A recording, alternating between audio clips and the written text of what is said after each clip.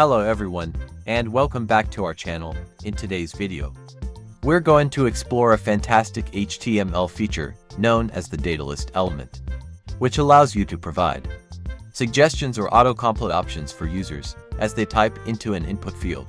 If you want to enhance user experience on your website or web application, this is a feature you definitely need to know about. So let's start. Let me explain what exactly is the Datalist element in HTML.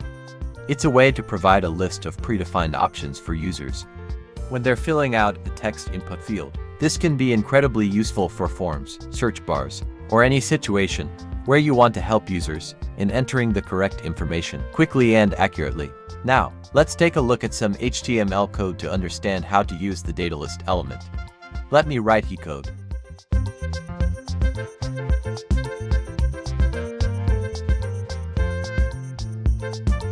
List attribute is used to attach the date list to the input.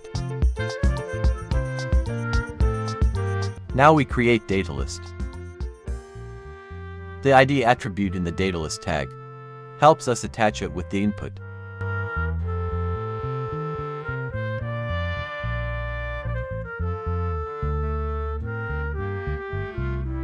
Datalist is ready. Let's check in the browser. If I type the letter, all words containing the letter will appear in the drop-down list. This autocomplete behavior can save users time and reduce the risk of errors to enter data. If you want to customize the appearance of the suggestions or provide additional information, you can do that too. You can style the Datalist options using CSS to make them match your website's design. You are not limited to static lists. You can add end-of-date options dynamically using JavaScript. This opens up possibilities for creating dynamic search bars and other interactive features on your website.